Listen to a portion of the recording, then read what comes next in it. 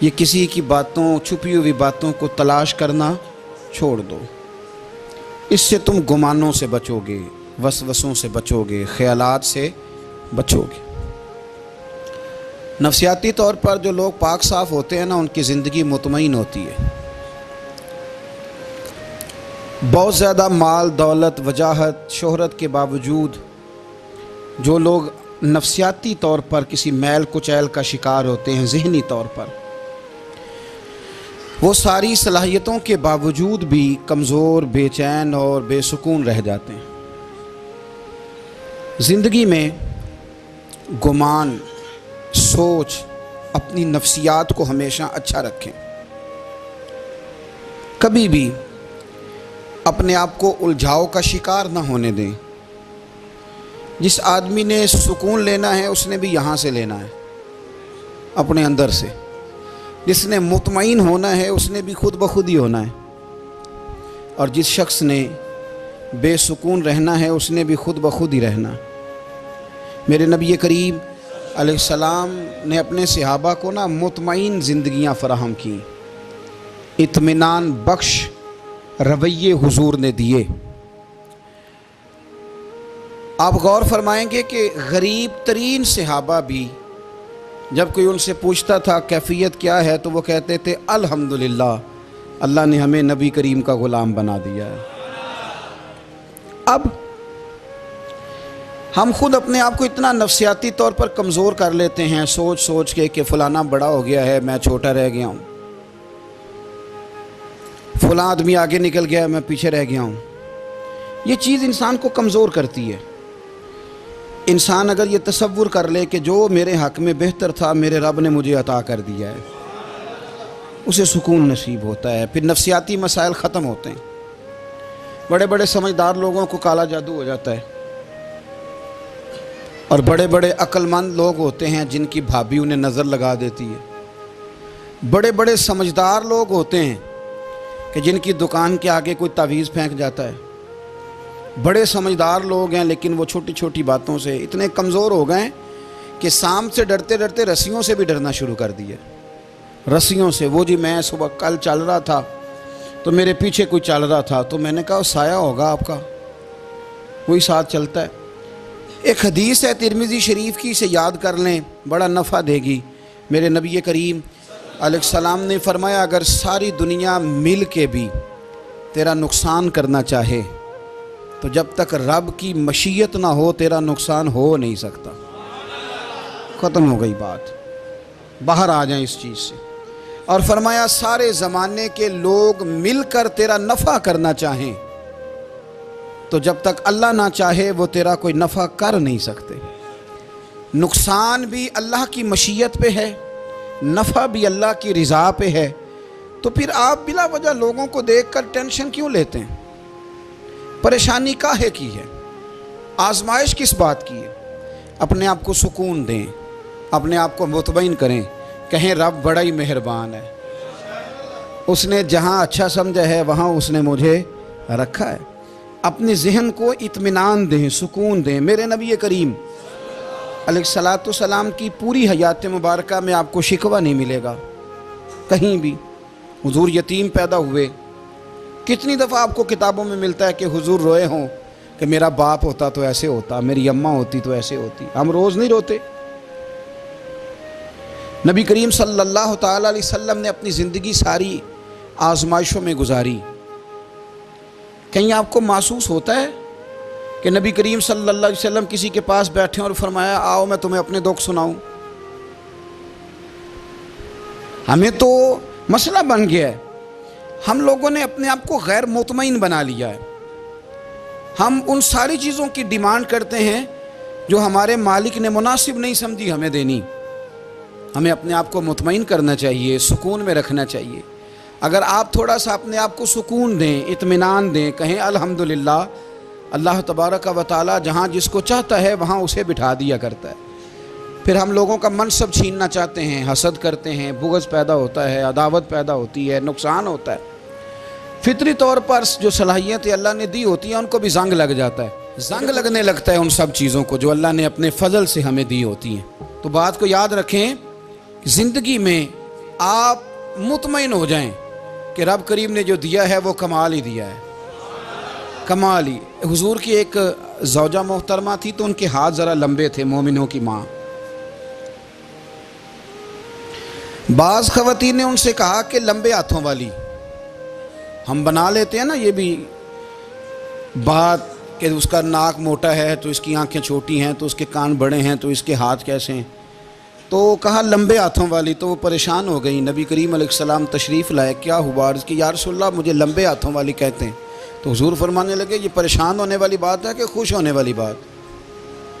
یا رسول اللہ کیا مطلب؟ فرمایا تو کہہ کہ رب نے لمبے ہاتھ اس لیے دیے ہیں تاکہ میں سخاوت زیادہ کر سکوں، میں سخاوت زیادہ۔ یہ جو میرا چہرہ ہے نا، یہ جو آپ کا چہرہ ہے، یہ آپ کی چاہت ہے کہ اللہ کی؟ فی ای صورت ما شاء رکبک، اللہ فرماتے ہیں جیسے میں نے چاہا ہے ویسے تجھے بنایا ہے۔ تو اگر میرا موٹا ناک، میری چھوٹی آنکھیں، میری بڑی آنکھیں، میرے چپٹے کان، یہ میرے تو نہیں، یہ تو میرے رب کی چاہت ہے۔ مجھے اپنے موٹے ہونٹوں سے نفرت کرنی چاہیے کہ اللہ کی چاہت سے پیار کرنا چاہیے؟ مجھے اپنے کالے رنگ پر پریشان رہنا چاہیے کہ رب کی چاہت پر مجھے پیار آنا چاہیے؟ اللہ کی چاہت پر پیار کر، یہ چاہت ہے اللہ کی، یہ چاہت ہے، تو اللہ کی چاہت سے محبت کر۔ تو پریشان ہو رہا ہے فلانے کا رنگ ہو رہا ہے تو میرا کالا ہے، فلانے کا مکان بڑا ہے تو میرا چھوٹا ہے، فلاں بڑی گاڑی میں کیسے بیٹھ گیا؟ بھئی اللہ نے چاہا تھا بیٹھ گیا، اللہ نے میرے لیے سائیکل پسند کی ہے، مجھے الحمدللہ کہہ کے سائیکل پہ بیٹھنا چاہیے، اس نے پسند کی ہے، اس کی رضا ہے کہ میں یہاں رہوں۔ تو ایک بات تو یہ ہمیشہ یاد رکھیں کہ آپ اپنے آپ کو مطمئن کریں، زندگی میں سکون دیں۔ نفسیاتی طور پر ہم بڑے ڈسٹرب اس لیے ہیں کہ ہم بے سکون رہتے ہیں جان بوجھ کے، وجہ ہی کوئی نہیں۔ لیکن جب تک زندگی ہے اللہ نے زندہ رکھنا ہے، اور جب وقت آ جانا ہے تو پھر کوئی ہمیں بچا سکتا، تو ٹینشن کس بات کی ہے، ڈپریشن کس بات کا ہے؟ ایک بات۔ دوسری بات یہ کہ دوسروں کی نفسیات کا بھی تھوڑا تھوڑا خیال کریں۔ ہم پتہ کیا چاہتے ہیں؟ سارے میرے مطابق چلیں، پھر نفسیاتی مسائل پیدا ہوتے ہیں۔ میرے ساتھ اگر 100 بندہ پیار کرتا ہے تو ان کے مطالبے الگ الگ ہیں۔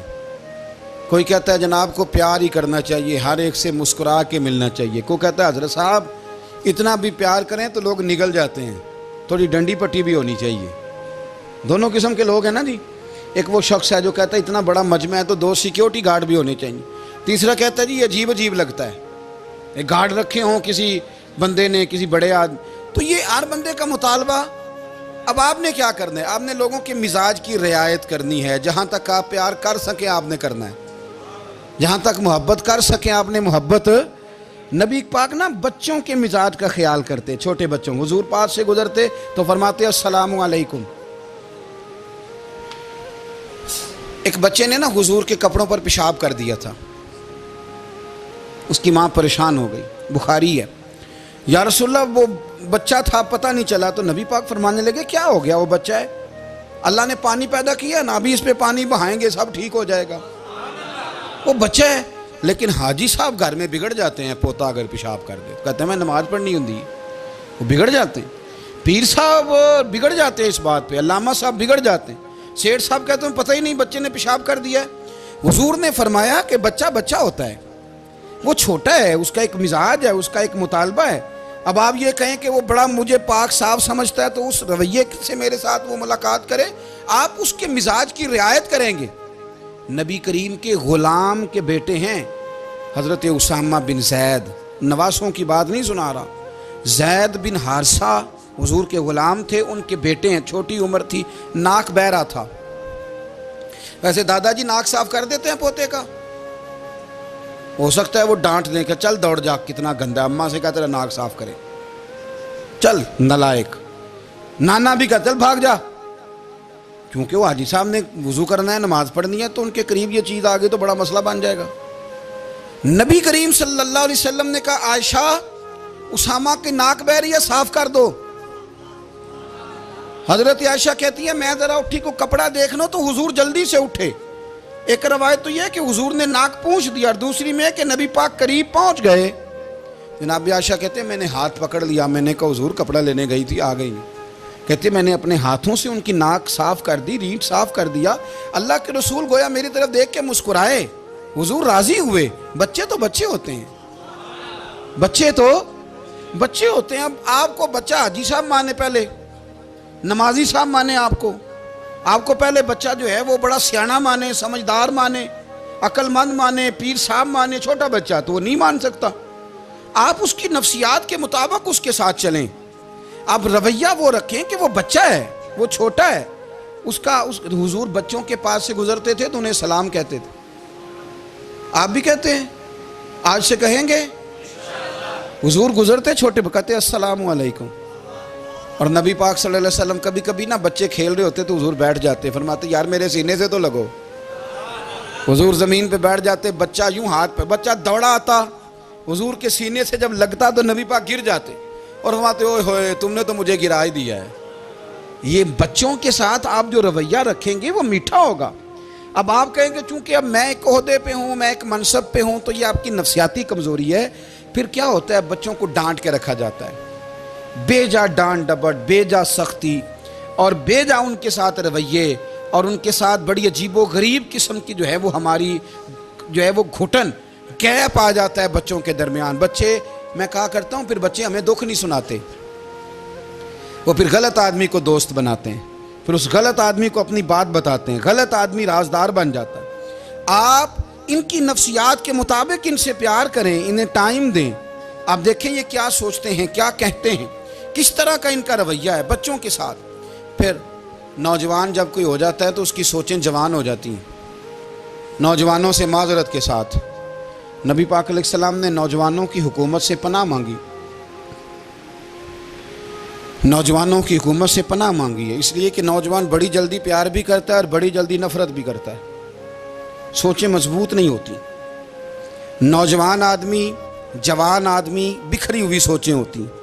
میرے رسول کریم صلی اللہ علیہ وسلم نوجوانوں سے ان کے مزاج کے مطابق ڈیل کرتے تھے، ان کی طبیعت کے مطابق ان کی ذہن سازی کرتے تھے۔ ہم نا جوانوں کو وقت نہیں دیتے، ہم مطالبہ کرتے ہیں نوجوان سے کہ وہ ہے نوجوان، باتیں بوڑھوں والی کرے۔ اگر جوانی میں بوڑھوں والی باتیں کرے تو پھر تو شیخ سعدی کہتے ہیں سارے بوڑھے چھوڑ کے اس نوجوان کے پاس بیٹھو، اس کے پاس فیض زیادہ ہے۔ اگر ایسا ہو جائے، کیونکہ در جوانی توبہ کردن شیوائے پیغمبری، یہ تو اچھی بات ہے، لیکن میرے عزیز اگر ایسا نہ ہو، ایسا ممکن نہ ہو، تو پھر نوجوان کو آپ اس کی طبیعت کے مطابق ڈیل کریں۔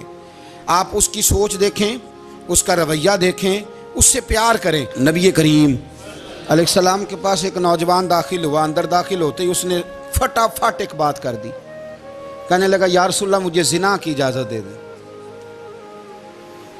میرے جذبات بہت بھٹک گئے، میں روک نہیں سکتا۔ ہمارے ہاں ہمارے گھر میں کوئی فون کرے تو ہم غیرت مند بن جاتے ہیں، میری غیرت کو گوارا نہیں کہ کوئی میرے گھر میں فون کرے، اور اگر میں کسی کے گھر میں فون کروں تو پھر غیرت کدھر گئی؟ پھر بھی آپ غیرت مند نہیں صاحب، پھر بھی آپ غیرت مند نہیں۔ اگر آپ کسی کے گھر فون کرتے ہیں آپ غیرت مند نہیں، تو یاد رکھیں اگر آپ یہ حرکت کر رہے ہیں تو پھر آپ کو بھی تھوڑا احساس ہونا چاہیے نا۔ نبی کریم صلی اللہ تعالیٰ علیہ وسلم سے اس نے کہا مجھے زنا کی اجازت دیں دے۔ حضور فرمانے لگے آگے آ جاؤ۔ حضرت عمر کہتے ہیں مجھے بڑا غصہ تھا، میرا دل کر رہا تھا اٹھوں اور 2 تھپڑ ماروں اسے، طریقہ ہے بات کرنے کا۔ حضور نے بلایا، پاس بٹھایا، تھپکی دی، فرمایا ایک بات تو بتا، تیرے سوال کا جواب پھر دیتا ہوں، ایک بات تو بتا یا رسول اللہ صلی اللہ تعالی وسلم۔ ارشاد فرمائیے، حضور فرمانے لگے تو پسند کرتا ہے کہ تیری بہن کے ساتھ کوئی زنا کرے؟ پسند کرتا ہے تو کہ تیری بہن کے ساتھ کوئی زنا کرے؟ کہنے لگا حضور میں بات بھی سننا پسند نہیں کرتا۔ تیری بیٹی کے ساتھ؟ کہنے لگا حضور زبان اس کی کھینچ لوں گا جو یہ بات کرے گا۔ کہا تیری ماں، تیری پھوپھی، خالہ کا؟ حضور خبردار کسی بندے کو میں اجازت نہیں دوں گا۔ تو رسول کریم فرمانے لگے جس سے تو زنا کی اجازت مانگ رہا ہے وہ بھی تو کسی کی بہن ہے نا، وہ بھی تو کسی کی بیٹی ہے۔ جو غیرت، جو حمیت تجھے اپنے گھر کے بارے میں آتی ہے وہ دوسرے کے بارے میں کیوں نہیں آتی؟ جب نبی کریم نے اس نوجوان کو اس کے مزاج کے مطابق سمجھایا تو اس کی آنکھوں میں آنسو آ گئے۔ عرض کرنے لگا یا رسول اللہ صلی اللہ تعالیٰ علیہ وسلم، حضور زنا کی ارادہ تو ایک طرف، آج کے بعد میری زبان پر اس کا نام بھی نہیں آئے گا۔ آپ سامنے والے کی نفسیات کو دیکھیں، آپ اپنے موڈ میں نہ رہیں۔ مجھے بڑی اچھی طرح یاد ہے، ایک دفعہ نا مسجد میں ایک بچے نے نا آدھی بازوؤں کی شرٹ پہن کے نماز پڑھی۔ ایک بابا جی نے ان کو نا منع کیا، کہنے پورا کپڑے پا کے آیا کر، پتہ نہیں تمہیں؟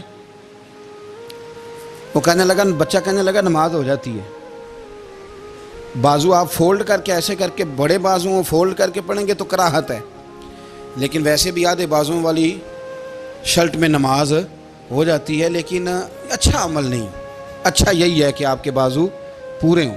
تو بزرگ ان سے کہنے پورے کپڑے پہنو، کہنے لگا بھائی ہو جاتی ہے نماز، میں بھی تھا۔ تو مجھے انہوں نے کہا جی حضرت صاحب بات سننا، میں نے کہا جی حکم۔ کہنے لگے ان کپڑوں میں نماز ہو جاتی ہے؟ میں نے کہا جی ہو جاتی ہے۔ کہندے لگتا ہے منڈا چودھریاں دا ہے، منڈا لگتا ہے چودھریاں دا ہے۔ فٹافٹ اسی وقت انہی پیروں پہ میں کہا جی ہے واقعی چودھریاں دا بچہ، لیکن مسئلہ یہ ہے کہ دین چودھری کے لیے بھی وہی ہے اور غریب کے لیے بھی۔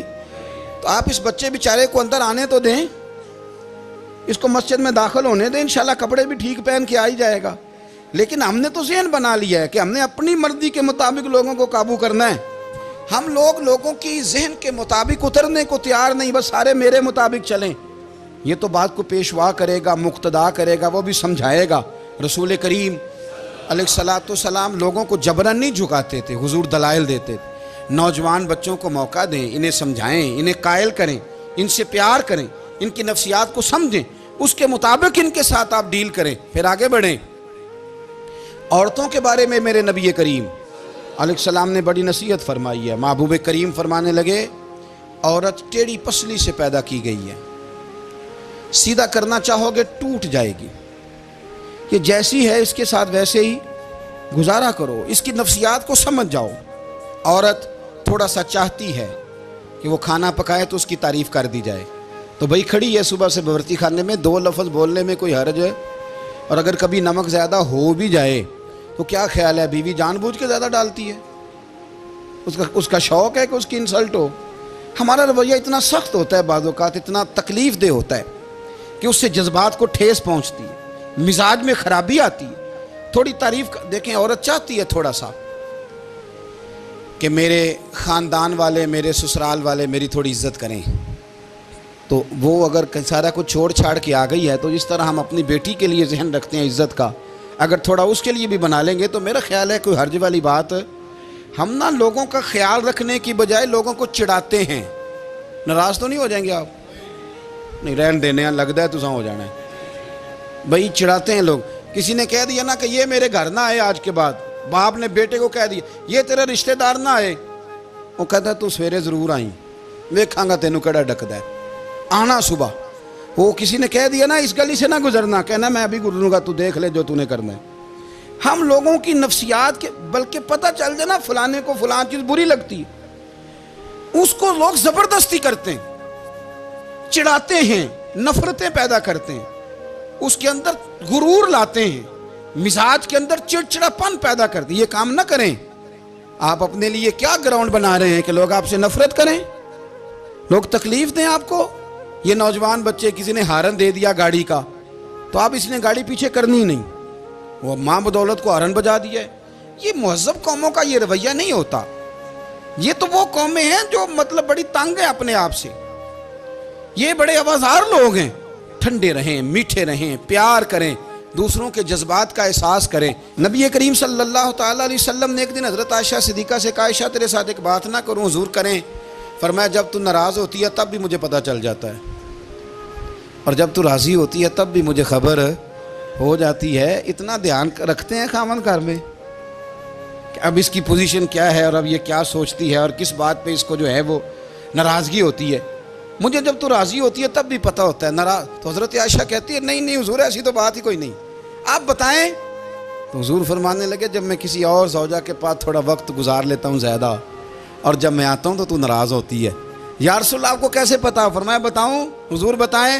فرمایا اس وقت جب تو قسم اٹھاتی ہے تو کہتی ہے لا و رب ابراہیم، مجھے ابراہیم کے رب کی قسم، اور جب تو مجھ سے راضی ہوتی ہے تو کہتی ہے لا و رب محمد، مجھے محمد کے رب کی قسم۔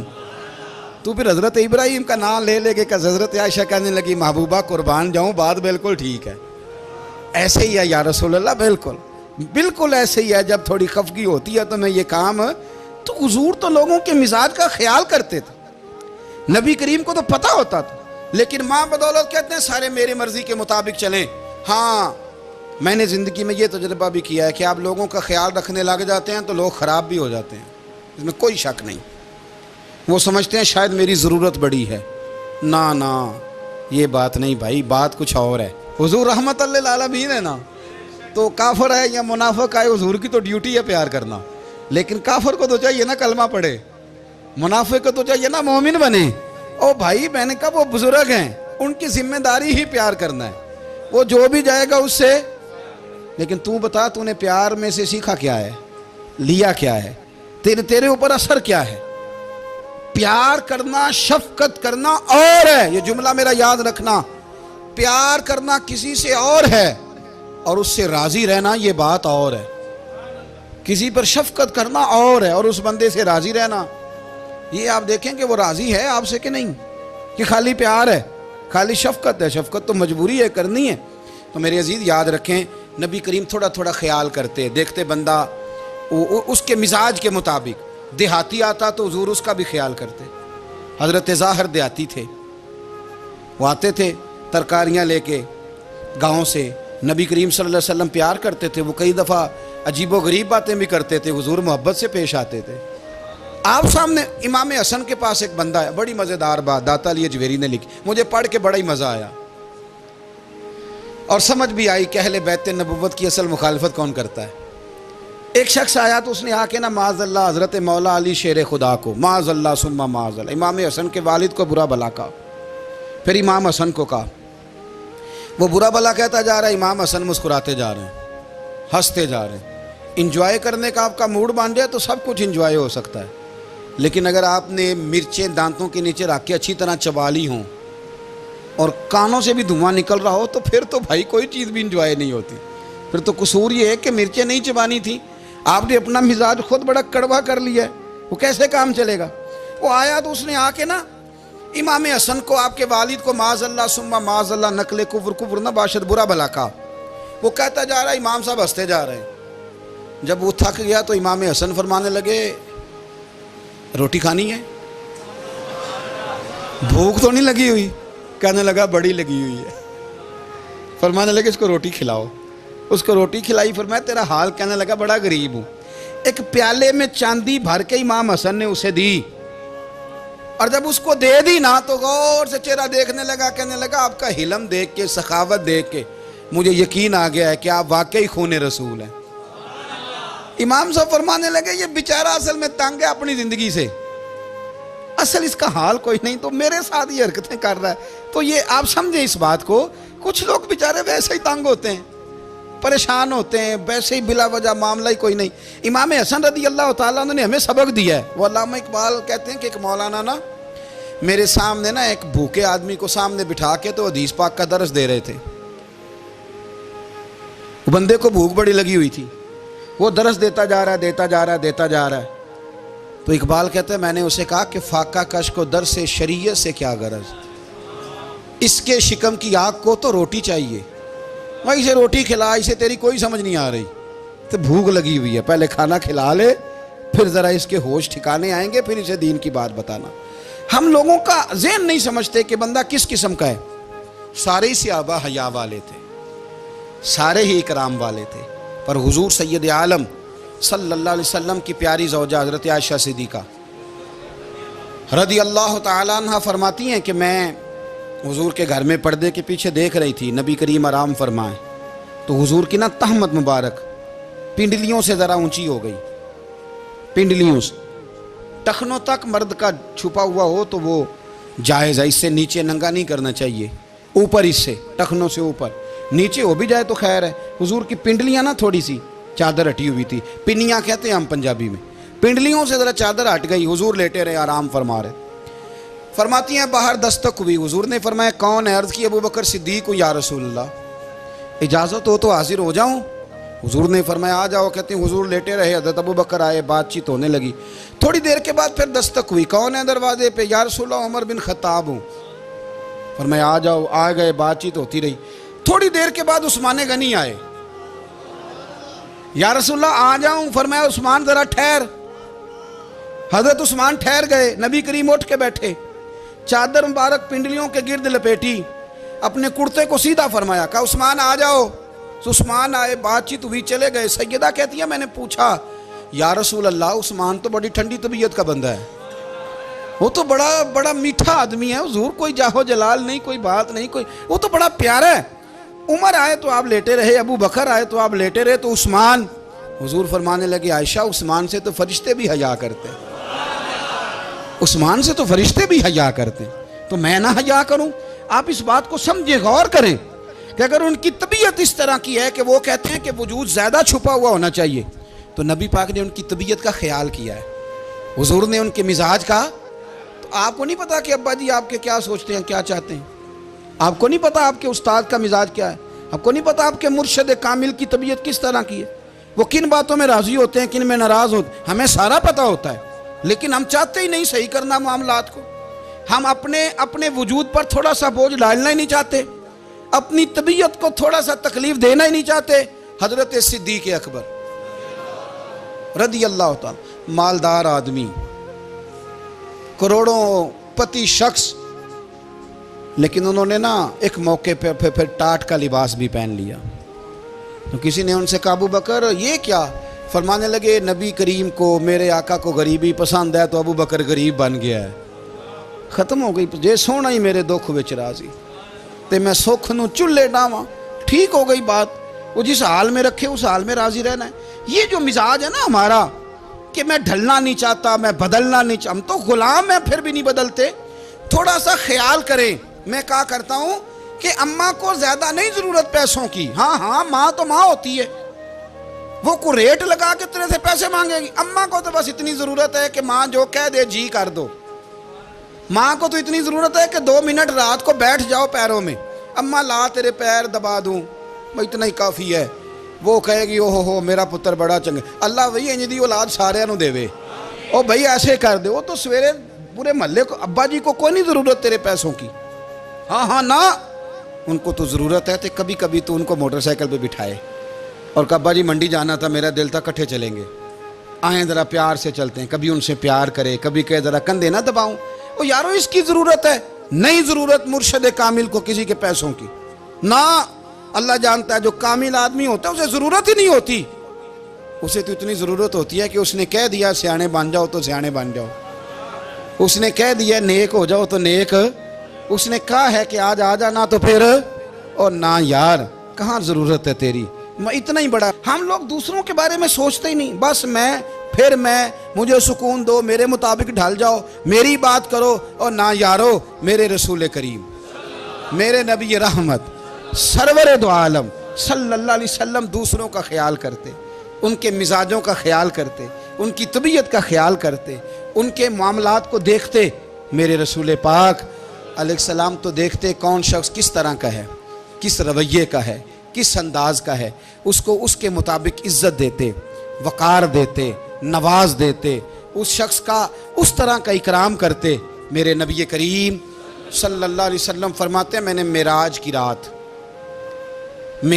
رات میں نے جنت میں ایک محل دیکھا, میرا دل کیا میں اندر سے جا کے دیکھوں, پر اس کے دروازے کے قریب گیا تو عمر فاروق کا نام لکھا تھا. فرماتے ہیں میں نے کہا عمر ذرا طبیعت کا سخت ہے, تو اس نے کہنا ہے قانون یہ ہے کہ پہلے اجازت لو پھر کسی کے گھر جاؤ.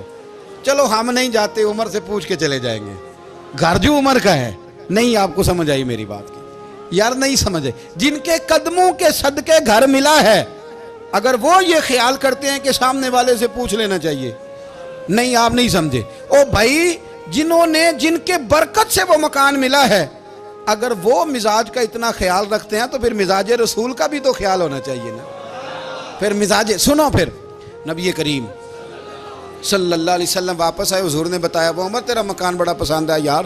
میں اندر جانے لگا تھا, دروازے پہ حور بھی بیٹھی تھی, جانے لگا تھا اندر, تو وہ نا میں اس لیے نہیں گیا کہ عمر قانون کو بڑا پابند ہے، اس نے کہنا ہے کہ قانون تو اجازت لے کے جاؤ۔ حضرت عمر رو پڑے، عرض کرنے لگے حضور میں کہاں اور جنت کا مکان کہاں؟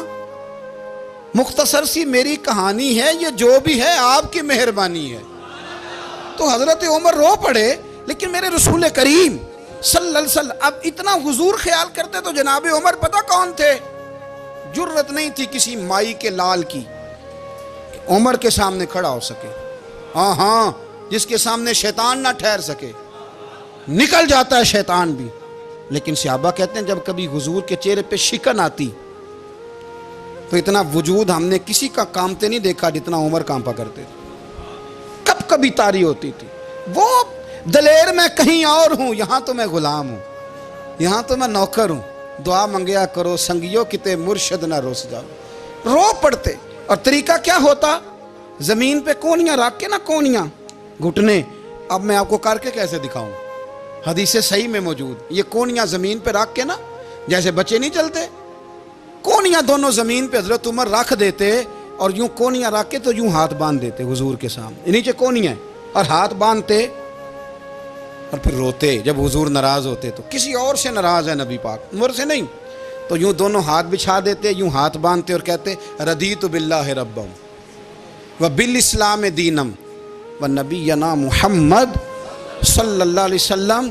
یا رسول اللہ میں بڑا راضی ہوں کہ اللہ میرا رب ہے، حضور میں بڑا راضی ہوں، حضور میں بڑا راضی ہوں کہ اسلام میرا دین ہے، و محمد نبیم و رسولہ، اور میں بڑا راضی ہوں کہ اللہ نے محمد کو نبی اور رسول بنایا ہے۔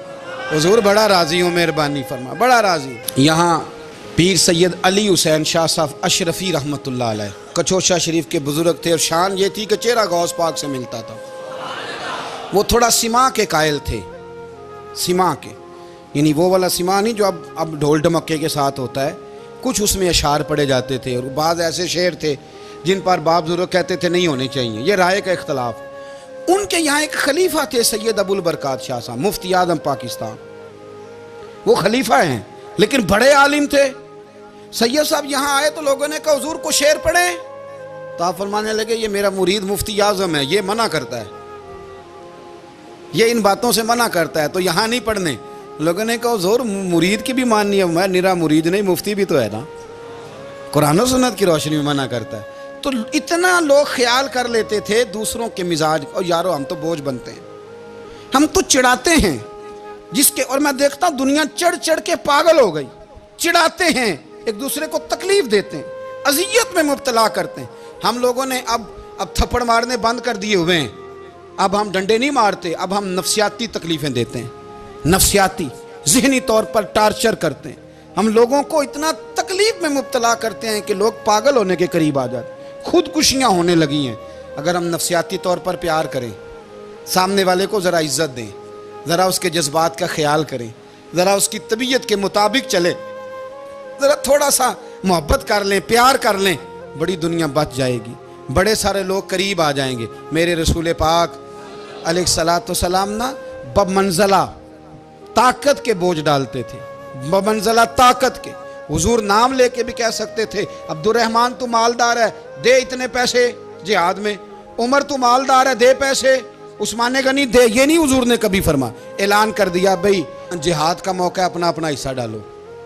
حضور کسی شخص پر کوئی بوجھ، اپنے آپ کو بوجھ نہ بنائیں۔ اسلام نفسیاتی مسائل کا حل بتاتا ہے کہ آپ پیار کریں۔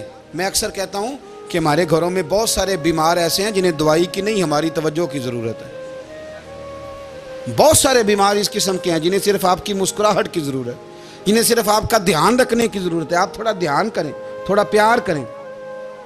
اگر آپ کو لگتا ہے نا کہ سامنے والے کے مکان کے آگے کوڑا پھینکنے سے اس کو ذہنی اذیت ہوتی ہے، تو خدا را آپ کو پتہ ہے مسلمان خوش ہو جائے تو اللہ بھی خوش ہو جاتا ہے، اور حضور فرماتے ہیں مسلمان کو تکلیف ہو تو مجھے بھی تکلیف ہوتی ہے۔ اس لیے ایک تو اپنے آپ کو خود مطمئن کریں، دوسروں سے مطالبہ نہ کریں، اور آپ کوشش کریں دوسروں کے مزاج کے مطابق، ان کی طبیعت کے مطابق، آپ شرعی تقاضوں کے اندر رہ کے آپ کوشش کریں کہ سامنے والا ہماری وجہ سے چڑے نہ، اسے اذیت نہ پہنچے، اسے تکلیف نہ ہو، ہمیشہ مدحت خیر الانام میں گزرے۔ دعا ہے یہ عمر درود و سلام میں گزرے۔